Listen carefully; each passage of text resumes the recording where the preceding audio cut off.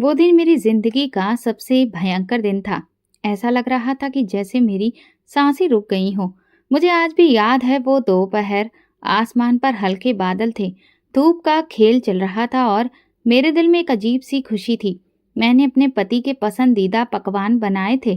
Kitchen से निकलकर मैंने डाइनिंग टेबल को बहुत अच्छे से सजाया था। वो ऑफिस से आने वाला था। मैंने सोचा शायद आज वो खुश हो, शायद मेरे हाथ का खाना खाकर मुस्कुराए, शायद हम दोनों कुछ वक्त साथ गुजारें। लेकिन जैसे ही दरवाजा खुला तो कयामत अंदर दाखिल हो गई। उसकी आंखों में एक अजनबियत थी, चेहरा संजीदा और माथे पर बल। मैंने धीरे से पूछा, सब ठीक तो है? उसने कुछ कहे बिना ही जूते उतारे, सोफे पर बैठा और सिगरेट जलाई। मैं कुछ पल रुकी और पानी का गिलास ले आई। क्या बात है, तुम कुछ परेशान लग रहे हो? मैंने प्यार से पूछा। वो उठा, मेरे करीब आया और वे शब्द कहे जिन्होंने मेरे वजूद को चकनाचूर कर दिया। मैंने तुम्हें तलाक दे दिया है। ये लो, ये तलाक के कागज पकड़ो। ये सुनकर मेरे पैरों तले से जमीन खिसक गई। मैं तो जैसे पत्थर की हो गई थी। मेरी आंखें फटी की फटी रह गईं और जुबान गूंगी हो गई। दिल ऐसा लगा जैसे किसी ने उसमें छुरी घोंप दी हो। क्या? मैंने मुश्किल से सवाल किया, लेकिन वो बहुत शांत नजर आ रहा था, जैसे किसी बोझ से आजाद हो गया हो। तुमने सुना नहीं? मैंने तुम्हें तलाक दे दिया है। अब तुम आजाद हो। उसने नफरत से कहा। आजाद? किस चीज से? कौन सा कैद खाना था मेरा वजूद?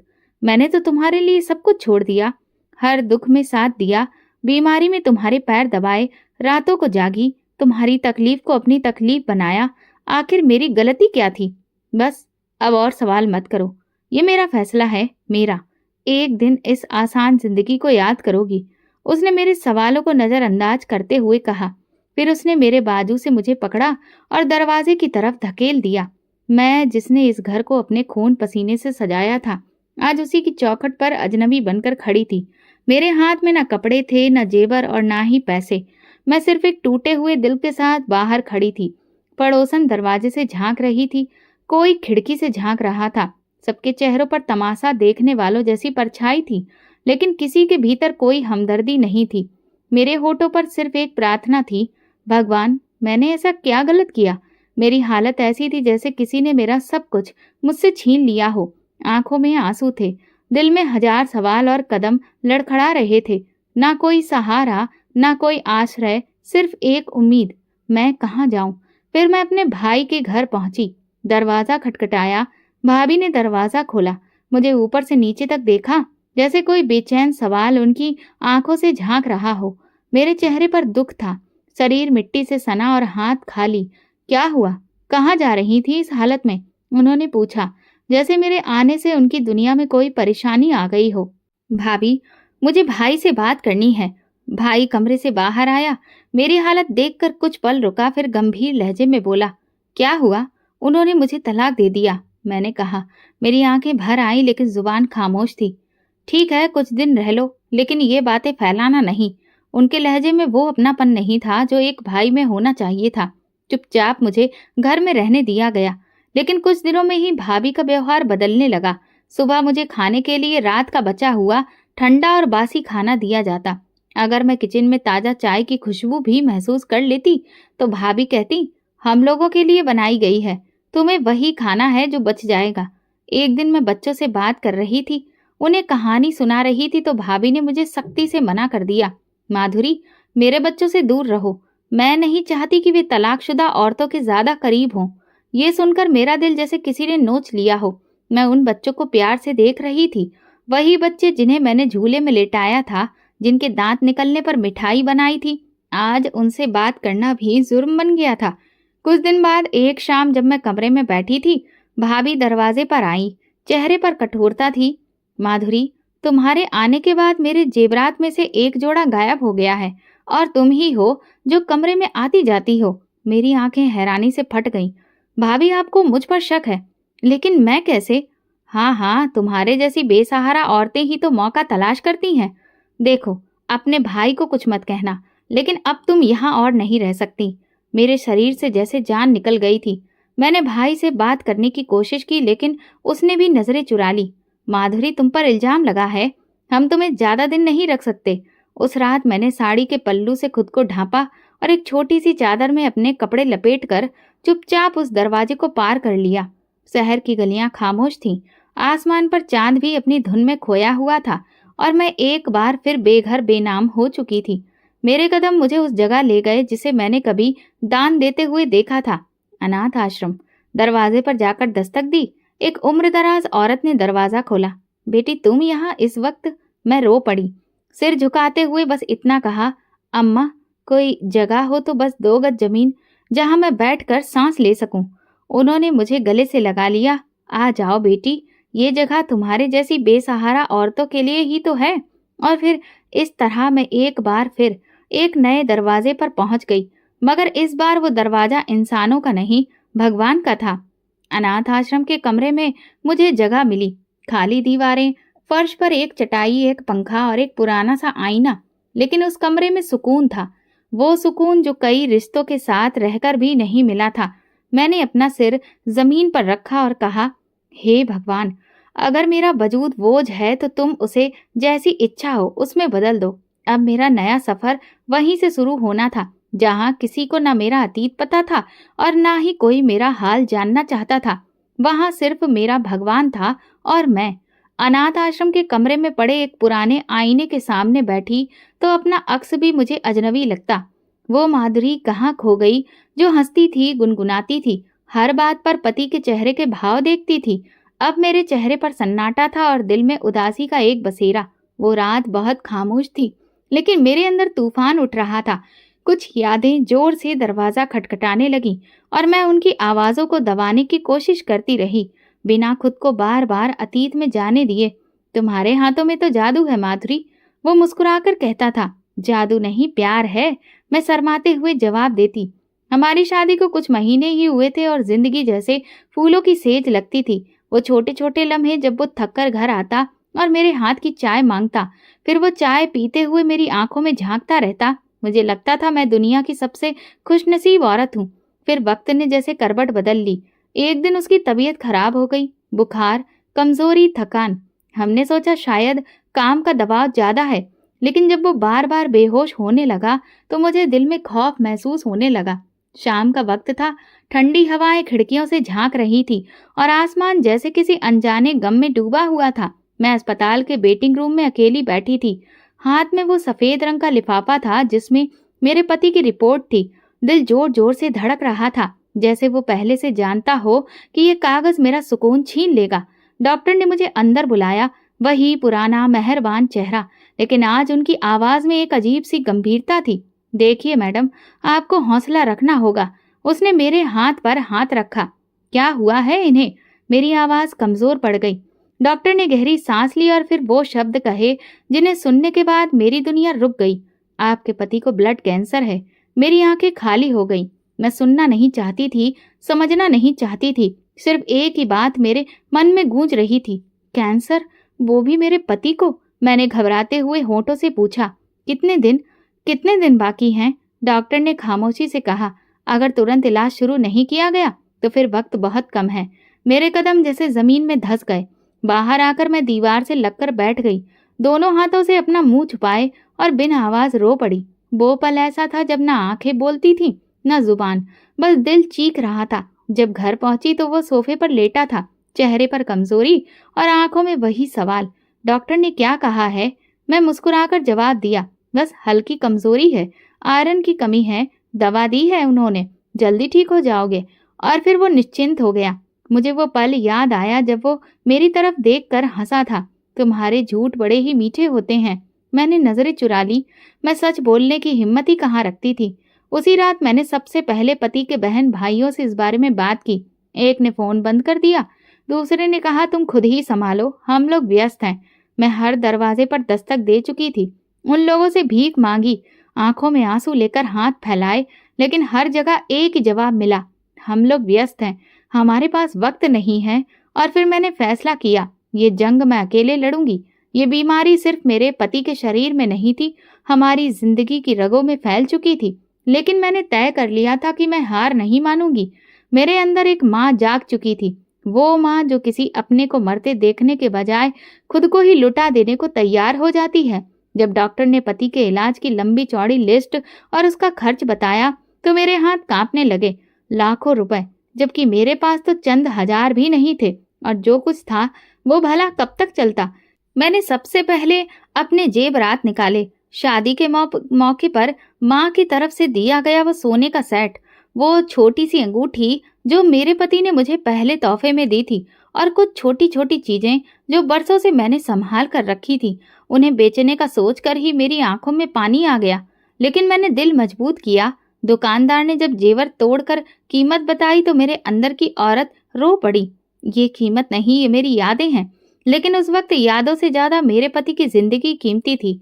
फिर मैंने वो खुफिया गुल्लक खोली जो मैंने कभी अपने बच्चों के लिए संभाल कर रखी थी। बच्चे वो तो कभी हुए ही नहीं, मगर मैंने सपना जरूर देखा था।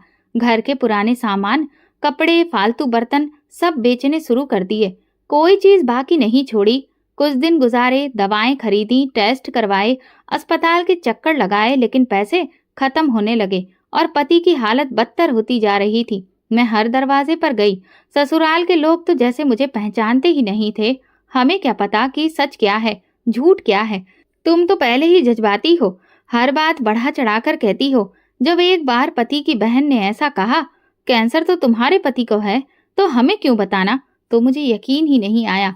मैंने दिल ही दिल में कहा, हाँ तो अब यकीन आएगा जब वो आंखें हमेशा के लिए बंद कर लेगा। उसकी रिपोर्ट बदतर होती जा रही थी। मैं रोज उसके पास बैठती, वो चुप रहता।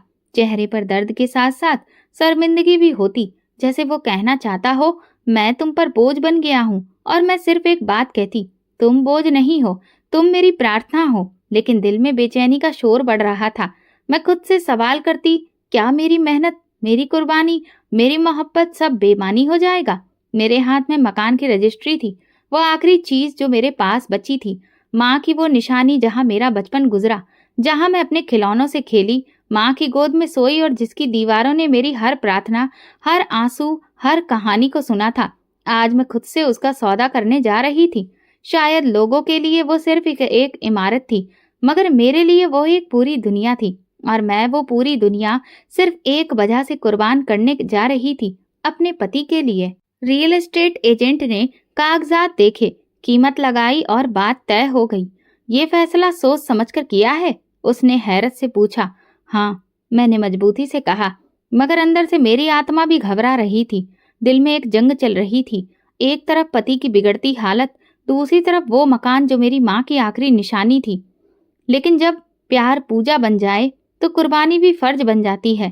मैंने पैसे लिए, कागजात पर दस्तखत किए, और जैसे ही वो आखिरी दस्तखत किया, मेरी आंखों से लगातार आंसू बहने लगे। मैंने दिल ही दिल में माँ से माफी मांगी। माँ, तुम नाराज मत होना, तुम्हारी बेटी ने सिर्फ अपने प्यार को बचाने की कोशिश की है। इन पैसों से मैंने तुरंत इलाज की अगली कड़ी शुरू करवा दी। महंगी दवाइयाँ, नए टेस्ट और अस्पताल के दाखिले का खर्च सब अदा कर दिया। कुछ दिनों तक उम्मीद की किरण नजर आई। पति के चेहरे पर जरा सी रंगत आई, उसकी आवाज में थोड़ी जान महसूस हुई। तुमने ये सब कैसे किया माधुरी? उसने मुझसे पूछा। बस प्रार्थना की और भगवान ने सुन ली, मैंने झूठ बोला। मैंने उसे कभी नहीं बताया कि अब मेरे पास ना तो छत है ना साया, बस उसकी जिंदगी है। लेकिन जैसे जैसे दिन गुजरते गए, मुझे लगा जैसे मेरी ये कुर्बानी भी काफी नहीं है। उसकी रिपोर्ट्स फिर खराब आने लगी, बुखार दोबारा बढ़ने लगा, शरीर और कमजोर होता गया। कभी किसी के लिए जीना सीखो तो पता चलता है कि मोहब्बत सिर्फ एक शब्द नहीं, कुर्बानी का दूसरा नाम है। मेरे पति की सांसें अब धीमी होने लगी थी, शरीर कमजोर, चेहरा पीला, आंखों में दर्द। लेकिन मैंने तय कर लिया था कि जब तक वो सांस ले रहा है, मैं उसकी जिंदगी का हर लम्हा सुकून से भर दूंगी। दिन रात मेरे लिए वक्त की कोई अहमियत नहीं रह गई थी। मैंने अपना आराम, नींद, भूख सब कुछ पीछे छोड़ दिया था। दिन में किसी अस्पताल, लेबोरेटरी या दवाखाने के चक्कर लगाती और रात को उसके बिस्तर के पास होती। एक रात वो बहुत कमजोर हो चुका था, शायद इतना कि खुद से बात भी नहीं कर पा रहा था। अचानक उसके शरीर में हरकत हुई और बिस्तर गीला हो गया। मैं एक पल को रुक गई, सांस थमी, लेकिन फिर मैंने उसके कपड़े बदले, बिस्तर साफ किया और उसके हाथ पकड़कर कहा, तुम मेरे पति हो, तुम्हारी हर हालत में मैं तुम्हारी साथी हूँ। तुम्हारी कमजोरी, तुम्हारी बीमारी, तुम्हारी बेबसी, सब मेरे लिए मेरा फक्र है। वो बस मेरी तरफ देखता रहा, खामोश, हैरान, शर्मिंदा और शुक्रगुजार। कभी कभी जब मैं उसे खाना खिलाती, वो रो देता। माधुरी, तुम क्यों इतना करती हो मेरे लिए? मैं उसके हाथ थाम कर कहती, क्योंकि तुम मेरे लिए सब कुछ हो। वो सारे लम्हे मेरे दिल पर छप चुके थे। मैंने समझा कि मोहब्बत सिर्फ फूल देने, फिल्म देखने या साथ खाना खाने का नाम नहीं है। मोहब्बत वो है जब तुम किसी की कमजोरी की वजह नहीं, उसकी ताकत बन जाओ, जब तुम उसके जख्म पर मरहम बनो, जब तुम उसका दर्द अपना समझ कर जियो। लेकिन कहीं ना कहीं अंदर से मैं जानती थी कि मैं टूट रही हूँ, मगर उसके सामने कभी कमजोर नहीं हुई। उस दिन की सुबह बाकी दिनों से कुछ अलग थी। सूरज ने जैसे ताका ताकी रोशनी जमीन पर बिखेर दी। पति की तबीयत अब पहले से ज्यादा बिगड़ चुकी थी और डॉक्टर ने कहा अब सिर्फ कोई चमत्कार ही उसे बचा सकता है। ये शब्द मेरे दिल में गूंजे और फिर वो शाम याद आई जब अस्पताल के बाहर बेंच पर एक अजनबी औरत मेरे करीब आकर बोली थी, बेटी, कभी बालाजी गई हो? वहां पहली बार मांगी गई कोई भी दुआ रद्द नहीं होती। तब मैंने उसे खामोशी से देखा था, लेकिन आज उसकी बात दिल की गहराई तक उतर गई थी। मैंने उसी रात फैसला कर लिया। अलमारी से अपनी बची हुई कुछ जमा पूंजी निकाली, एक छोटा संदूक खोला जिसमें कुछ जेवर अभी भी बचे थे, शादी की अंगूठी, माँ के दिए हुए झुमके और एक छोटी सी चैन। मैंने उन्हें कपड़े में लपेटा और अगली सुबह वो जेवर भी बेच दिए। फिर टिकट करवा ली उस इंसान के लिए एक आखिरी उम्मीद के दरवाजे की ओर। माधुरी, हम कहाँ जा रहे हैं? भगवान के घर, वहां जहाँ सारी प्रार्थनाएं सुनी जाती हैं। मैं मुस्कुराई और उसकी आंखों में एक चमक सी आ गई। बालाजी जाने की सारी तैयारियां मामूली नहीं थीं। उसकी कमजोरी, दवाइयां, व्हीलचेयर का इंतजाम, सब मेरे मन में पहले से तय था। लेकिन जैसे जैसे बालाजी पास आ रहा था, मेरा दिल जोर से धड़कने लगा। ये वो जगह थी जहां मैं अपनी आखिरी दुआ मांगने जा रही थी। दुआ जिसमें सिर्फ एक इच्छा थी, मेरे पति को जिंदगी दे दे भगवान। जब पहली बार मेरी नजर बालाजी पर पड़ी तो मैं पत्थर सी हो गई। मेरे कदम जमीन में जम गए, आंखों में नमी थी और दिल न जाने कौन सी तकलीफ में डूबा हुआ था। मेरे पति की व्हीलचेयर मेरे हाथ में थी। वो कमजोर पीले चेहरे के साथ भगवान को देख रहा था। उसकी आंखों में उम्मीद, शुक्र और दर्द सब एक साथ था। हम दोनों ने वो लम्हा एक खामोशी में गुजारा। फिर उसने मेरी तरफ देखा और धीरे से कहा, माधुरी, मुझे माफ कर देना अगर कभी मैंने तुम्हारे दिल को तकलीफ दी हो तो। मैंने उसका हाथ थाम लिया और कहा, अब बस भगवान से तुम ये प्रार्थना करो, जो कुछ भी है अब बस वही संभाल ले।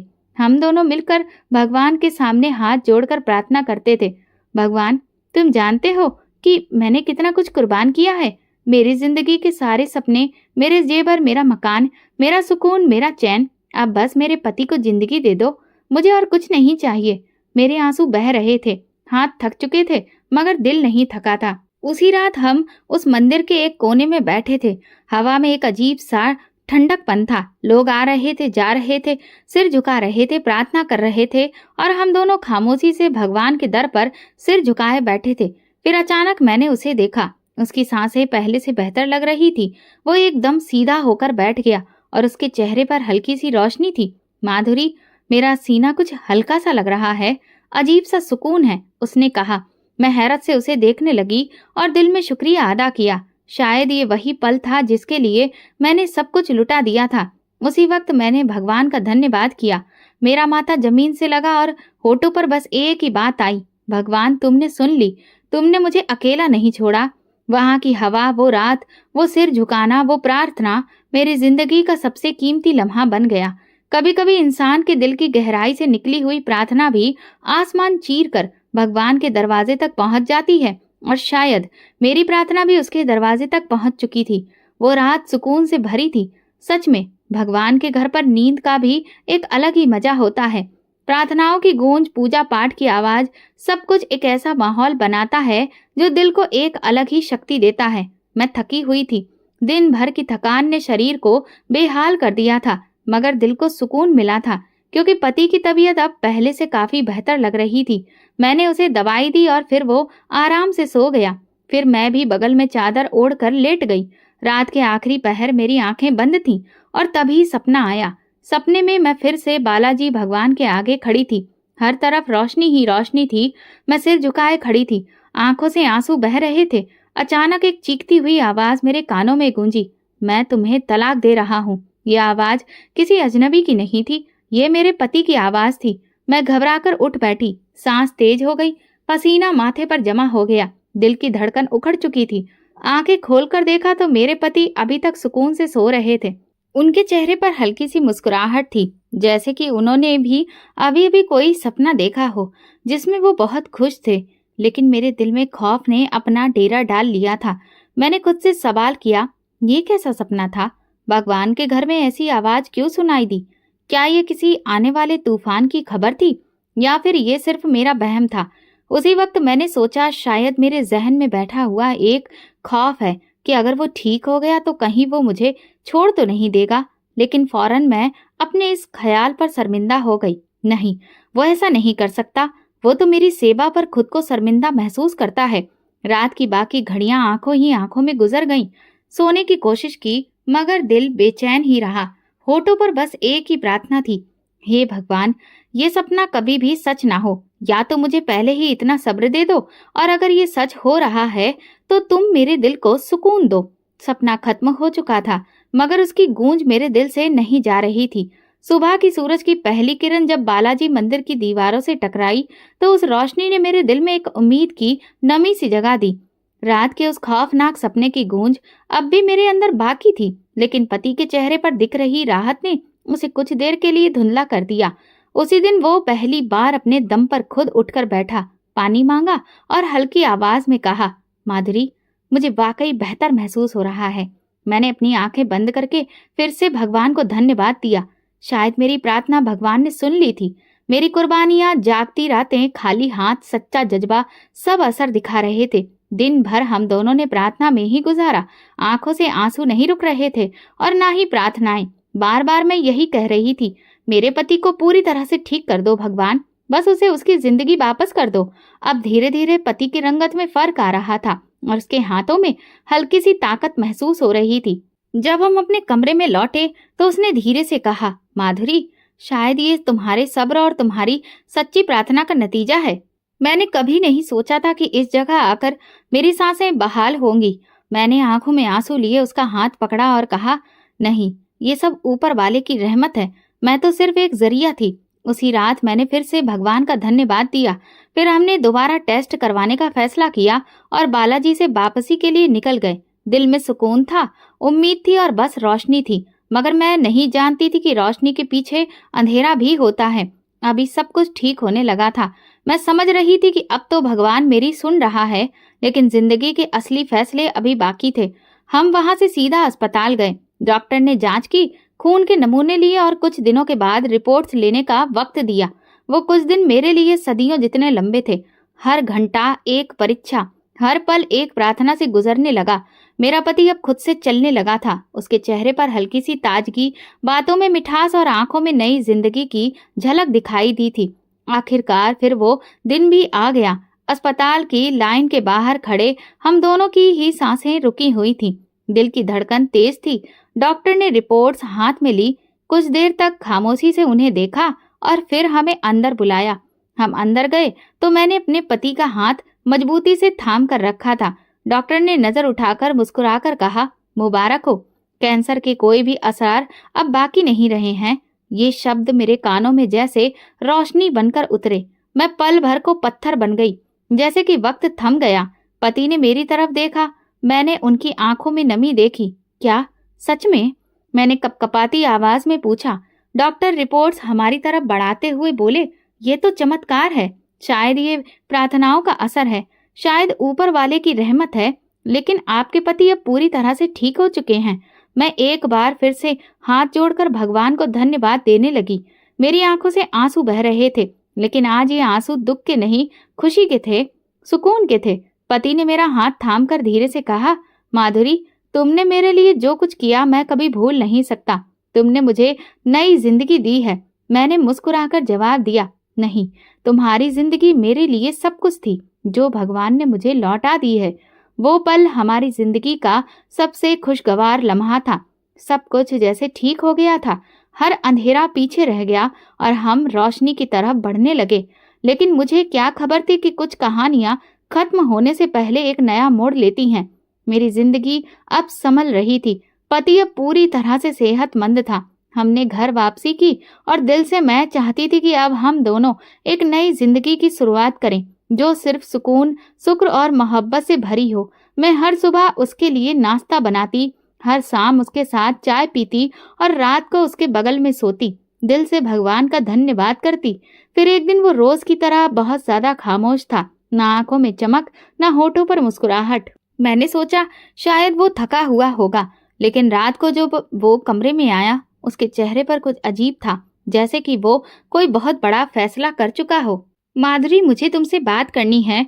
और फिर उसने मेरी तरफ देखे बिना मेरे हाथ में तलाक के कागज थमा दिए। मेरे हाथों में पानी का गिलास था जो गिर गया, सांसें थम गईं।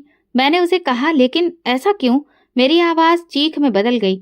मैंने तुम्हारे लिए सब कुछ किया, अपनी नींद, अपना पैसा, अपनी इज्जत, अपने सपने, सब कुछ। तुम्हें नई जिंदगी देने के लिए मैं लुट गई थी। तुम्हें मौत के मुंह से मैं खींच कर ले आई, और अब तुम मुझे तलाक दे रहे हो। चुप रहो। क्या कोई और औरत है? क्या मैं तुम्हें बोझ लगने लगी हूँ? क्या मेरी कुर्बानियों की कोई कीमत नहीं बची? मैं सवाल करती रही, लेकिन उसने बस एक ही बात कही, तुम्हें वक्त आने पर सब पता चल जाएगा। और फिर वो कमरे से निकल गया। मैं फर्श पर गिर गई। मेरा दिल दर्द से फट गया। धोखा, ऐसा धोखा जिसका कोई जवाब नहीं बचा था। मैं जानती थी कि मेरी जिंदगी दोबारा कभी वैसी नहीं हो सकेगी। क्या मोहब्बत में भी मौत से बड़ी सजा होती है? हाँ, होती है। मैंने वो सजा झेल ली थी, और फिर मैं अनाथालय में आ गई, वही जगह जहां से मेरा तकलीफदेह सफर शुरू हुआ था। हर दिन मुझ पर एक नई खरोच छोड़ जाता। उन दिनों मैंने किसी से बात करती थी, न रो सकती थी। आंखें जैसे पत्थर हो गई थी, आंसू सूख गए थे, अजीब सा सन्नाटा था। फिर एक दिन अनाथालय के इंचार्ज अनुराग सर ने मुझे अपने दफ्तर में बुलाया। माधुरी बेटा, तुमने जिंदगी में बहुत दुख झेले हैं। हम सब चाहते हैं कि तुम्हें एक नई जिंदगी मिले, एक रिश्ता आया है, अगर तुम चाहो तो। मैं खामोशी से उनकी बात सुनती रही। वो इंसान 45 साल का था। उसकी पत्नी का देहांत कई साल पहले हो चुका था। 3 बच्चे, 2 बेटियां और एक बेटा। उसकी सूरत अच्छी थी और वो एक इज्जतदार आदमी था। तुमने जिस तरह अपने पति की सेवा की और जो कुर्बानियां दी, उसे ये सब पता है। वो तुमसे शादी करना चाहता है। मैंने अनुराग सर की तरफ देखा और धीरे से पूछा, क्या वो जानता है कि मैं तलाकशुदा हूँ? हाँ बेटी, वो सब जानता है, और तुम्हारे अतीत को तुम्हारी किस्मत समझता है, कमजोरी नहीं। मेरे दिल में हजार सवाल थे। मुझे इस खौफनाक हकीकत पर यकीन नहीं हो रहा था, लेकिन फिर एक ख्याल आया, क्या मैं हमेशा उन्हीं यादों के साथ रहना चाहती हूँ, या एक नई सुबह अपने जीवन में लाना चाहती हूँ? मैं खामोशी से हामी भर गई। कुछ दिन के बाद शादी की तारीख पक्की हुई। मेरा नया पति समीर एक समझदार और नरम दिल इंसान था। उनके लहजे में नमी और निगाहों में इज्जत थी। शादी को कुछ हफ्ते ही गुजरे थे, लेकिन वक्त जैसे धीरे धीरे मेरे दिल के जख्मों पर मरहम रखने लगा था। नई जिंदगी, नया घर, नए चेहरे, सब कुछ बदला बदला था, लेकिन इस बदलाव में अजीब सा सुकून था।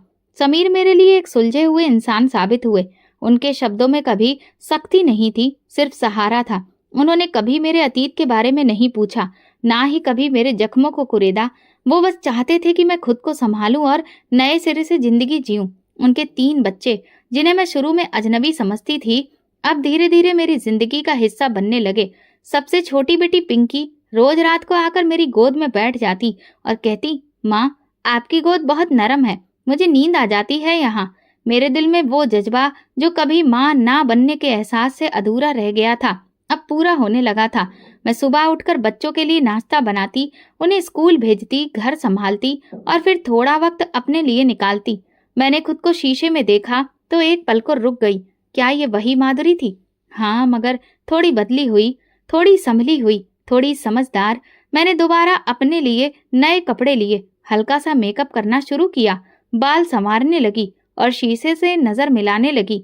समीर अक्सर शाम को काम से वापस आकर कहते, माधुरी, तुम्हारा चेहरा पहले से ज्यादा सुकून भरा लगता है।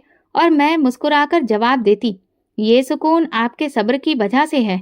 मेरे अंदर एक नई औरत जन्म ले रही थी, जो सिर्फ दूसरों के लिए नहीं, खुद के लिए भी जीना चाहती थी, जो पछतावे में नहीं बल्कि अपने एहसासों के साथ वक्त बिताना चाहती थी। जिंदगी मुझे नए रंग दिखा रही थी और मैं उन्हें अपनाने लगी थी। अतीत की तीखी यादें अब भी दिल के किसी कोने में दबी थी, मगर अब वे मेरे हाल को बेहाल नहीं कर सकती थी। पहली बार ऐसा हुआ था कि मैं अपने लिए भी मुस्कुरा रही थी, मगर किस्मत का खेल अभी खत्म नहीं हुआ था। एक सुबह मैं किचन में खड़ी उनके लिए लंच बॉक्स तैयार कर रही थी कि तभी फोन की घंटी बजी। एक अनजान नंबर था, मेरे पहले पति की बहन सुनीता का। दिल ने एक पल के लिए धड़कना छोड़ दिया। मैंने धीरे से फोन उठाया। सब ठीक तो है? फोन के उस तरफ खामोशी थी। फिर एक हिचकी भरी आवाज आई, माधुरी। वो नहीं रहा। कौन? मेरी आवाज कांपने लगी। भाई, वो एक्सीडेंट में। और ऐन मौके पर ही मेरे हाथों से मोबाइल गिर गया। पूरा शरीर जैसे बेजान हो गया। मैं कुर्सी पर बैठ गई। दिल की धड़कन बेकाबू हो चुकी थी। आंखों में नमी, दिमाग में धुंध और कानों में सिर्फ वही शब्द बार बार गूंज रहे थे, वो नहीं रहा। मेरे पहले पति की मौत की खबर सुनकर मेरी आत्मा जैसे थम सी गई। जिसे मैंने मरने से बचाया था, वो एक हादसे में चंद लम्हों में इस दुनिया को छोड़ गया। जिसके लिए मैंने हर चौखट पर माथा टेका, वो कुछ ही पलों में मिट्टी में दफन हो गया। दिल से एक आह निकली और सांस उखड़ सी गई। समीर। मैं भागती हुई उसके पास गई। क्या हुआ माधुरी? उसने पूछा। मैं बड़ी मुश्किल से बोली, मेरे पहले पति मर गए। वो कुछ पल खामोश खड़ा रहा, फिर मेरे कंधे पर हाथ रखते हुए बोला, भगवान उसकी आत्मा को शांति दे। तुम अगर जाना चाहो तो मैं तुम्हें ले चलता हूँ। मैंने आंखें बंद कर सिर हिलाया। ये एक ऐसा रास्ता था जो मुझे अंदर से तोड़ रहा था। एक सवाल, एक गुस्सा, आखिर उसने मुझे छोड़ा क्यों था? और अब वो सवाल हमेशा के लिए मेरे दिल में रह जाने वाला था, क्योंकि जवाब देने वाला अब इस दुनिया में ही नहीं था। अगली सुबह मैं उसकी अंतिम विदाई में पहुंची। उसकी बहन सुनीता मुझे देखते ही गले लग गई। भाभी, उसने आखिरी वक्त में आपको याद किया। मेरे कदमों तले से जमीन खिसक गई। मैं चुपचाप उसके पास बैठ गई। आंखों से आंसू बह रहे थे और होठों पर बस यही शब्द थे, मैं तुम्हारी खामोशी जीते जी भी नहीं समझ पाई। मरने के बाद क्या फायदा? उसके जाने के बाद का पल शायद किसी और के लिए आम हो, लेकिन मेरे लिए वो लम्हा पूरी जिंदगी का खुलासा था। मैं अब भी उसी जगह बैठी थी और आंखों से बहते आंसू अब थम चुके थे। दिल में एक अजीब सी चुभन थी जो शायद किसी शब्द से बयां नहीं हो सकती थी। सुनीता मेरे पास आई। उसकी आंखें लाल थीं। उसके हाथ में एक पुराना लिफाफा था जिस पर मेरा नाम लिखा था। ये भाई ने कुछ दिन पहले मुझे दिया था। वो बोली, कहा था अगर उन्हें कुछ हो जाए तो ये तुम्हें दे देना। मेरे दिल की धड़कनें थम सी गईं। मैंने कांपते हाथों से लिफाफा खोला और उसे अपने करीब रखा, जैसे उसमें उसके प्राण बंद हों।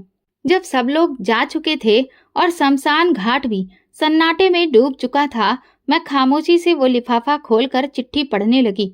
माधुरी, जब जब तुम ये चिट्ठी पढ़ रही होगी, मैं इस दुनिया में नहीं रहूंगा।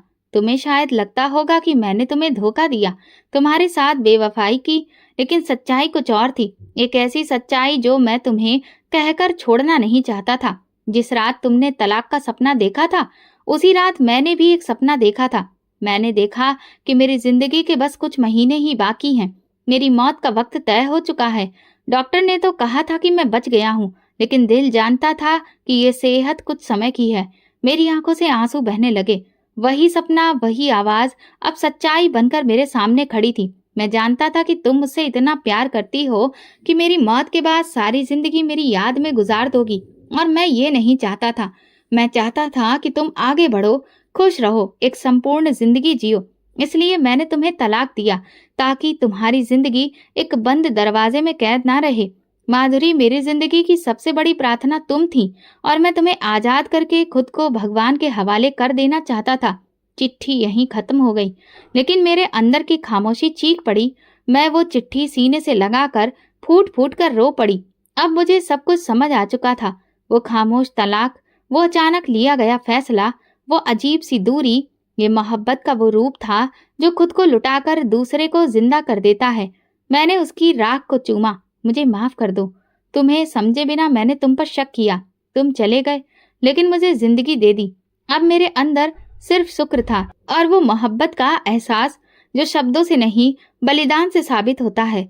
चिट्ठी पढ़ने के बाद मेरी रातें जागते सपनों से भर गईं।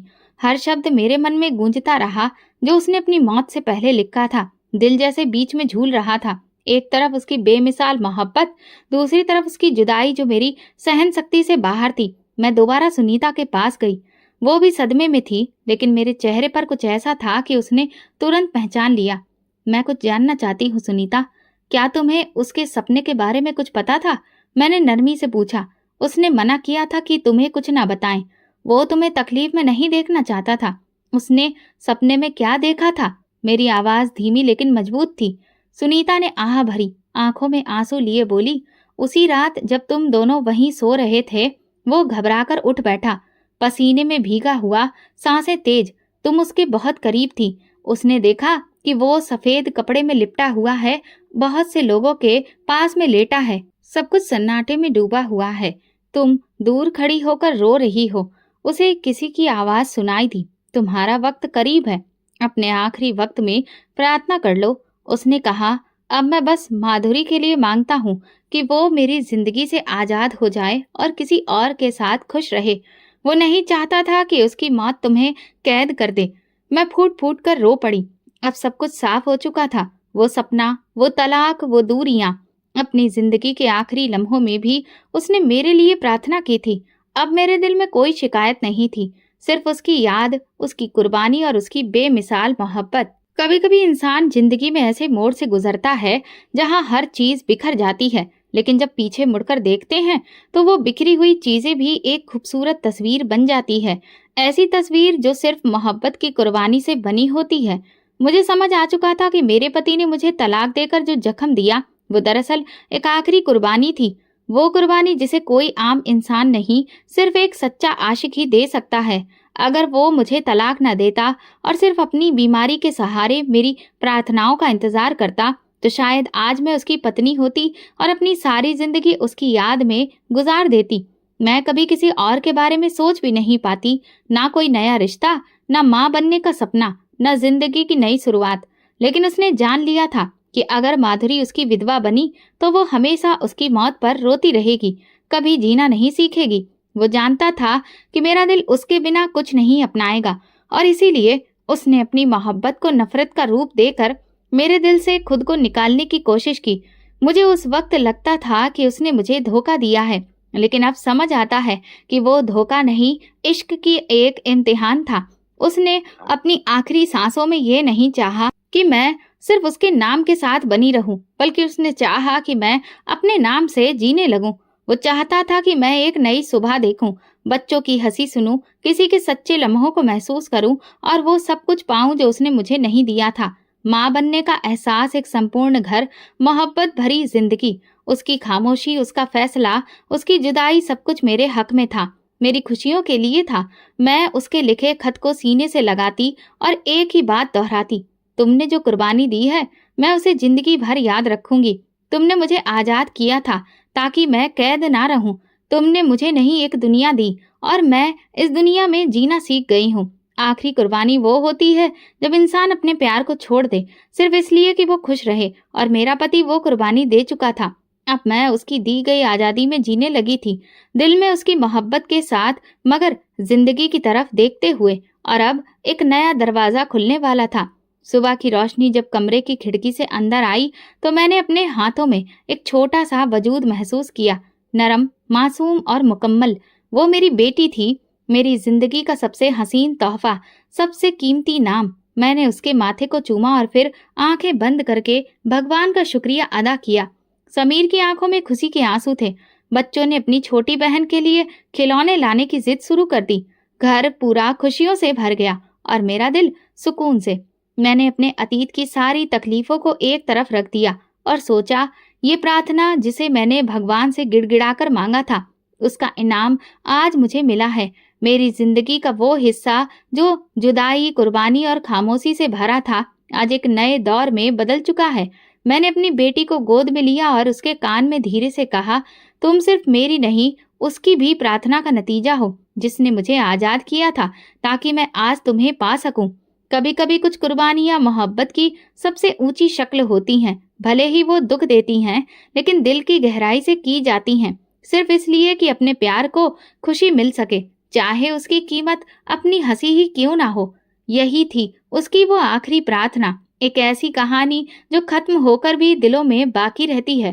तो दोस्तों, अगर आपको हमारी कहानी पसंद आई है तो कमेंट करके जरूर बताएं, वीडियो को लाइक करें और ज्यादा से ज्यादा शेयर करें। अगर आप चैनल पर नए हैं तो सब्सक्राइब जरूर करें और नोटिफिकेशन बेल को दबाएं ताकि अगली अपडेट सबसे पहले आपको मिले। धन्यवाद।